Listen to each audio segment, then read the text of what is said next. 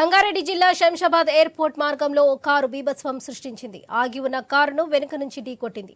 ఈ ప్రమాదంలో 2 కార్లు పల్టీ కొడుతూ కల్వర్టర్లోకి దూసుకెళ్లాయి. నుజ్జు అయ్యాయి. ప్రమాద సమయంలో 2 కార్లలో 4 వ్యక్తులుండడంతో వారిలో 3 స్వల్పంగా గాయపడగా మరో వ్యక్తి పరిస్థితి విషమంగా ఉంది.